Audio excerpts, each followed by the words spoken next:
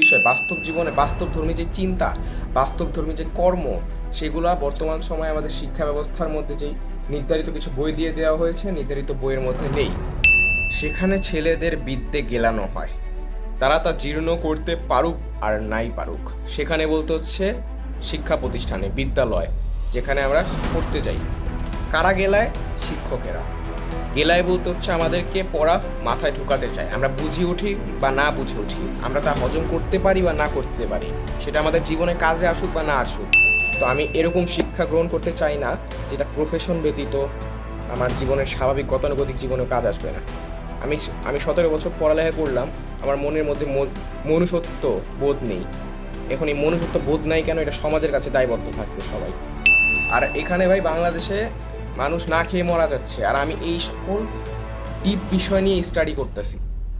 কিন্তু আমি জানি না কিভাবে একজন দরিদ্রর সাথে কথা বলতে হয়, আমি জানি না কিভাবে পেশাভেদে মানুষের সাথে কমিউনিকেট করতে হয়, কিভাবে একজন রিক্সাওয়ালার সাথে কথা বলতে হয়, কিভাবে একজন সিএনজিওয়ালার সাথে কথা বলতে হয়, কিভাবে একজন বাস ড্রাইভারের সাথে কথা বলতে হয়, কিভাবে একজন শিক্ষকের সাথে কথা বলতে হয়, কিভাবে আমাদের মা বাবার এবং প্রতিবেশীদের সাথে আচরণ করতে হয়। এগুলো আমাদের আমাদের যে প্রকৃত শিক্ষা, যেগুলো বাস্তব জীবনে কাজে লাগবে, সেই শিক্ষাগুলোকে সেই শিক্ষাগুলো আজ আমাদের পাঠ্যপুস্তকের মুখ্য বিষয় না। আমাদের পাঠ্যপুস্তকের মুখ্য বিষয় হচ্ছে যে যে সকল শিক্ষা বা যে সকল জ্ঞান শুধুমাত্র পাঠ্যপুস্তকে সীমাবদ্ধ থাকবে। তিনি তুলনা করেছেন যে আমাদের স্কুল কলেজের তুলনায় আমাদের যে লাইব্রেরিগুলো রয়েছে সেগুলো উত্তম এবং হাসপাতালের থেকে কম নয়। কেননা লাইব্রেরি আমাদের মনের ট্রিটমেন্ট করে, হাসপাতাল যেমন আমাদের শারীরিকভাবে মানসিকভাবে ট্রিটমেন্ট করে, অনুরূপভাবে লাইব্রেরি আমাদের মন মানসিকতা ট্রিটমেন্ট করে। লাইব্রেরি আমাদেরকে আমাদের যে রুচি রয়েছে, যেই আমাদের আগ্রহ রয়েছে, সেই আগ্রহ ভেদে আমাদেরকে বিভিন্ন বই সাজেস্ট করে, আমরা সেই বই পড়ে নিজস্ব স্বশিক্ষায় শিক্ষিত হই। এবং আরেকটা মজার বিষয় হচ্ছে যে এই বই পড়াটা, প্রমথ চৌধুরীর বই পড়াটা আমাদের আনুষ্ঠানিক পাঠ্য বই আছে, অর্থাৎ আমাদের স্কুল কলেজে যে বাংলা বই আছে, বাংলা ফার্স্ট পেপার, সেটার মধ্যেই দেওয়া আছে। কিন্তু তার এই শিক্ষা, তার এই প্রবন্ধর একটা ছিটে ফোটাও বাস্তবায়িত হয়নি।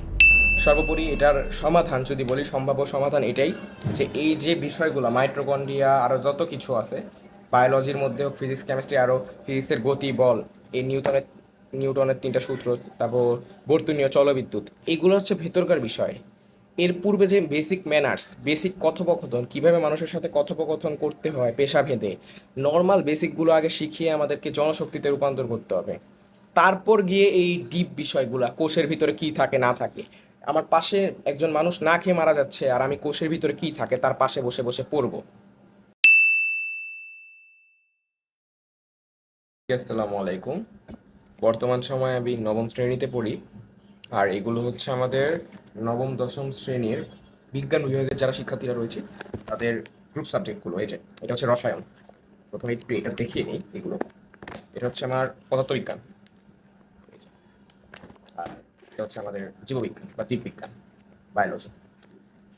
তো আমি আনুষ্ঠানিক পড়া এগুলো কিভাবে পড়ার বিষয়বস্তু হয়ে ওঠে।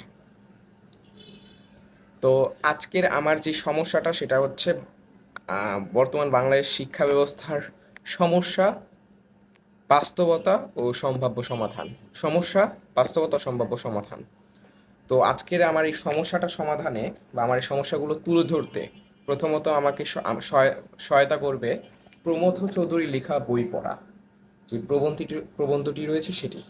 আমি আজকে যে সমস্যাটা নিয়ে আমি কথা বলবো, এই পাঠ্যপুস্তকের যে বিষয়বস্তু, এগুলো আমাদের বাস্তব জীবনে কতটা ইমপ্যাক্ট ফেলে। আমি যখনই এগুলো পড়তে বসি, যখন আমি পড়ি, আমার তখন এই প্রশ্নগুলো খালি মাথায় ঘুরপাক খায়। তাই আমি ভেবেছি যে না, এটা নিয়ে একটা ভিডিও বানাতেই হবে, আপনাদেরকে এটা বলতেই হবে, এই সমস্যাগুলো সবার সামনে তুলে আনতেই হবে, যেটা কিনা আনুষ্ঠানিকভাবেই একজন লেখক পূর্বে করেছেন খুবই সুষ্ঠুভাবে, কিন্তু তার সেই লেখাগুলোকে আজ পর্যন্ত আমরা বাস্তবায়ন করতে পারিনি। আমাদের সেই শিক্ষা ব্যবস্থা, সেই কারিকুলাম আগের মতোই রয়ে গিয়েছে, গতানুগতিক নিয়মেই চলছে, যা আমাদের যেই চিন্তাধারা রয়েছে সেই চিন্তাধারাকে সীমাবদ্ধ করে তুলছে। আমি যখনই বায়োলজি পড়ি, বায়োলজির এই যে কিছু প্রশ্ন, মাইটোকন্ড্রিয়া কাকে বলে, তারপর কিলোজুল কি, তারপর আমার আরও যতগুলো রয়েছে, মাইটোকন্ড্রিয়ার পূর্বের নাম কী ছিল, দেন আমার দ্বিপদ নামকরণের প্রবক্তা কী, আমি যখনই পড়ি আমি দেখি তখনই কাজে লাগে, এবং আমি পড়ছি খুবই সুন্দর মতো, উত্তরও দিতে পারছি। আমার এখানে কোনো ভুল নেই, আমি পড়ছি ঠিক আছে, কিন্তু আমি যেই বিষয়টা পড়ছি সেটা ভুল। এখানে এগুলো এই যে মাইটোকন্ড্রিয়া কাকে বলে এটা আমি যদি 2 ঘন্টা পড়ি, মানে বায়োলজি আমি 2 ঘন্টা মনোযোগ দিয়ে পড়লাম, আমার বাদ বাকি যে 22 ঘন্টা, দিনের 24 ঘন্টার 22 ঘন্টা রয়েছে, সেই সময়ে এই 2 ঘন্টার পড়া কি কাজে দিল, বা মাইটোকন্ড্রিয়া আমার কোথায় কাজে আসে জীবনে?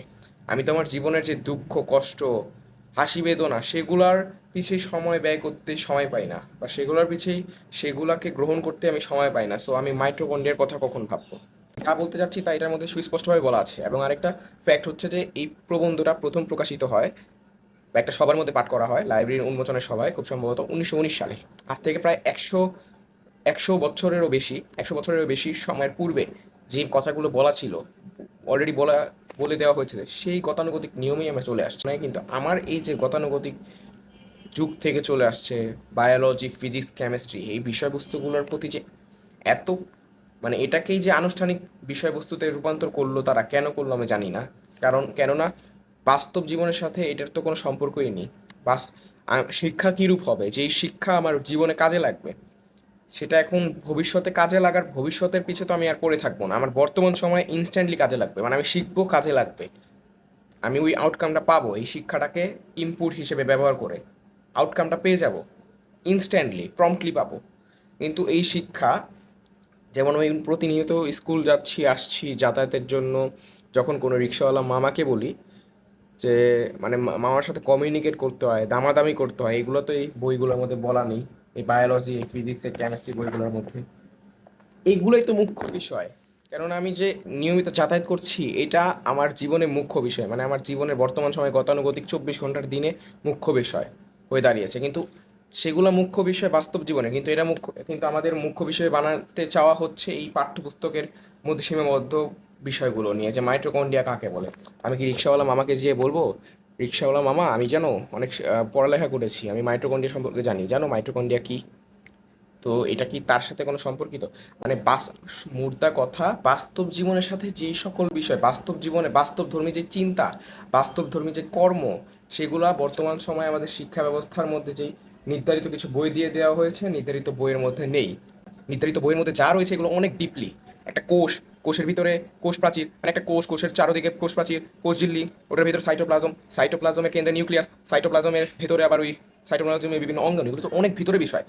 আর এখানে ভাই বাংলাদেশে মানুষ না খেয়ে মারা যাচ্ছে, আর আমি এই সকল ডিপ বিষয় নিয়ে স্টাডি করতেছি।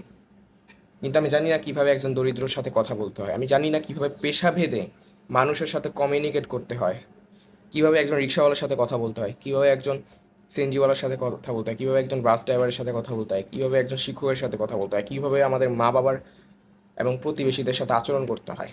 এগুলো আমাদের যে প্রকৃত শিক্ষা, যেগুলো বাস্তব জীবনে কাজে লাগবে, সেই শিক্ষাগুলোকে সেই শিক্ষাগুলো আজ আমাদের পাঠ্যপুস্তকের মুখ্য বিষয় না। আমাদের পাঠ্যপুস্তকের মুখ্য বিষয় হচ্ছে যে যেই সকল শিক্ষা বা যে সকল জ্ঞান শুধুমাত্র পাঠ্যপুস্তকে সীমাবদ্ধ থাকবে, মানে এই বিষয়টাই সমস্যা হয়ে দাঁড়িয়েছে বর্তমান সময়ে আমাদের শিক্ষা ব্যবস্থা। যেমন আমি একটা উদাহরণ দিই, দরিদ্রতা সম্পর্কে আমি স্টাডি করেছি, দরিদ্রতা কি আমি তা জেনেছি, দরিদ্রতা কেন হয়, এটা আমার বাস্তব জীবনে কাজে লাগবে, ডেফিনেটলি কাজে লাগবে। কারণ আমি জানি যে একজন দরিদ্র মানুষ, একটা দরিদ্র গোষ্ঠী কীভাবে তৈরি হয়, সেই দরিদ্র গোষ্ঠীর প্রতিরোধ কীভাবে করা যায়, এই সকল বিষয় তো আমাদের এই বইগুলোতে নেই।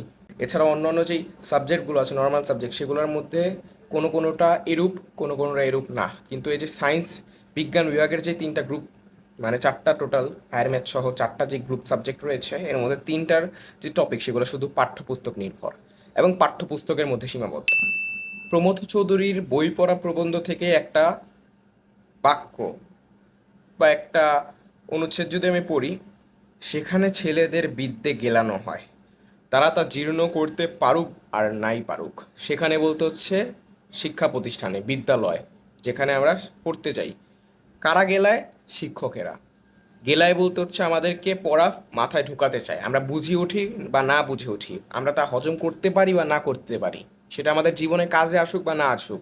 আমাদের বর্তমান সময়ে স্কুল কলেজের শিক্ষকেরা বা মাস্টার মশাইরা, মানে যারা শিক্ষক রয়েছেন, তারা বিভিন্ন মুখস্থ বিদ্যার নোট দেন, সেই নোটগুলো শিক্ষার্থীরা মুখস্থ করে পরীক্ষায় দিয়ে পাশ করে বের হয় স্কুল থেকে, সমাজ তাকে অ্যাপ্রিসিয়েট করে। এই যদি আমাদের শিক্ষা ব্যবস্থা হয়, এই যদি আমাদের নিয়ম নীতি হয়, যে একটা মুখস্থ বিদ্যার নোট দিয়ে ধরিয়ে দেবে কোনটা কমন আসবে কোনটা আনকমন আসবে এগুলা দিয়ে দিবে অলরেডি আগে থেকে, এগুলোই মুখস্থ করবে ছাত্ররা। এগুলো মুখস্থ করে যখন বের হয়ে আসবে স্কুল কলেজ থেকে, তখন যাই হোক, ভালো হোক বা মন্দ হোক, একটা জিনিস নিশ্চিত, তিনি বলেছেন যে তারা দক্ষ কর্মশক্তিতে রূপান্তরিত হবে না। মানে আমাদের রাষ্ট্রের জন্য যে কাজ করবে সেরূপ স্পৃহা তাদের মধ্যে থাকবে না, কারণ তারা মুখস্থবিদ্যা, তাদের জ্ঞান সীমিত ওই মুখস্থবিদ্যার মধ্যে। তারা জানে না কিভাবে কথা গুছিয়ে বলতে হয়, কিভাবে কথা গুছিয়ে লিখতে হয়, যার ফলস্বরূপ তারা সেই বেকারত্বের মধ্যে ভুগবে, বিভিন্ন সমস্যা তৈরি হবে।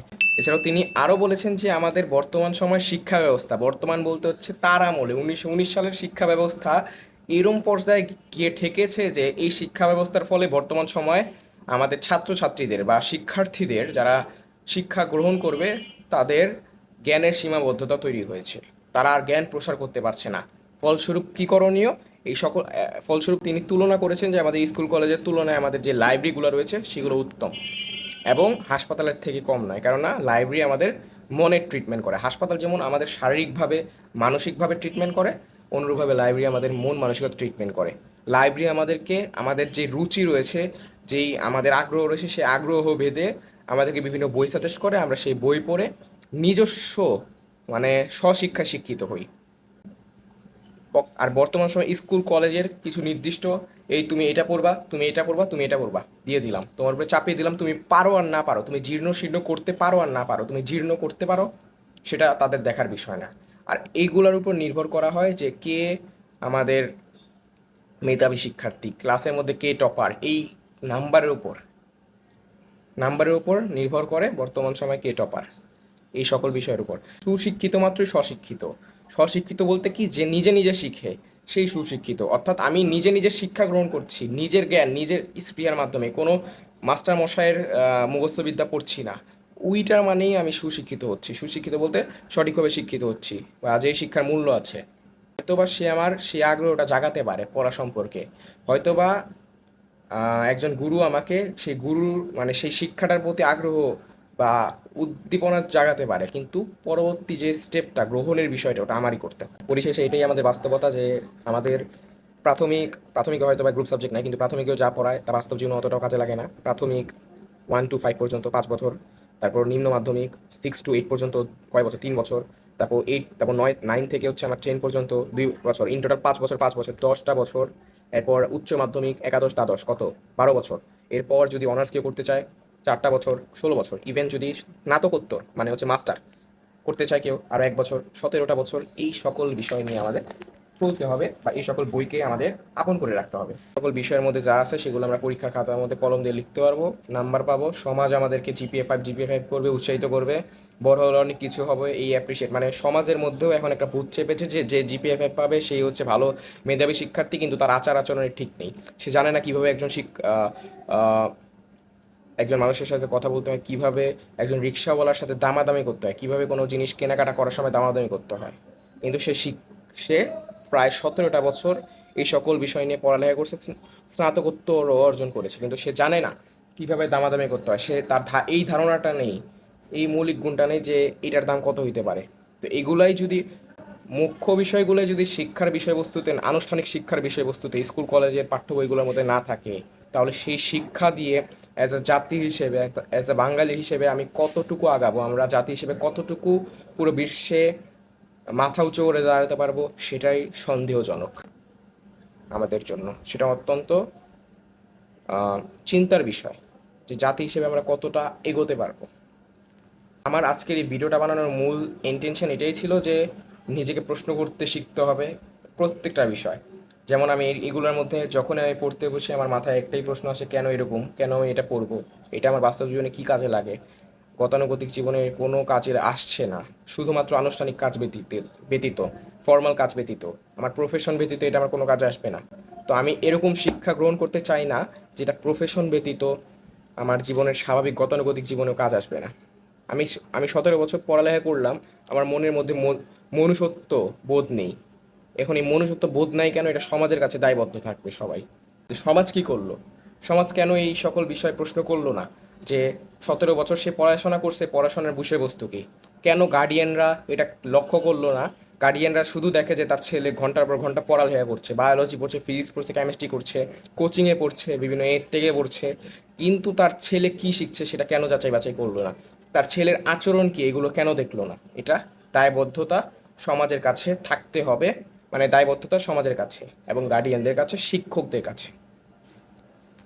সর্বোপরি এটার সমাধান যদি বলি, সম্ভাব্য সমাধান এটাই যে এই যে বিষয়গুলো মাইটোকন্ড্রিয়া আরও যত কিছু আছে বায়োলজির মধ্যেও, ফিজিক্স কেমিস্ট্রি, আরও ফিজিক্সের গতি বল, এই নিউটনের 3টা সূত্র, তারপর বর্তনীয় চলবিদ্যুৎ, এগুলো হচ্ছে ভেতরকার বিষয়। এর পূর্বে যে বেসিক ম্যানার্স, বেসিক কথোপকথন, কিভাবে মানুষের সাথে কথোপকথন করতে হয় পেশাভেদে, নর্মাল বেসিকগুলো আগে শিখিয়ে আমাদেরকে জনশক্তিতে রূপান্তর করতে হবে। তারপর গিয়ে এই ডিপ বিষয়গুলা, কোষের ভিতরে কি থাকে না থাকে। আমার পাশে একজন মানুষ না খেয়ে মারা যাচ্ছে আর আমি কোষের ভিতরে কি থাকে তার পাশে বসে বসে পড়বো? এটা কি হইতে পারে? এটা মনুষ্যত্ব? এটা 21 শতাব্দী?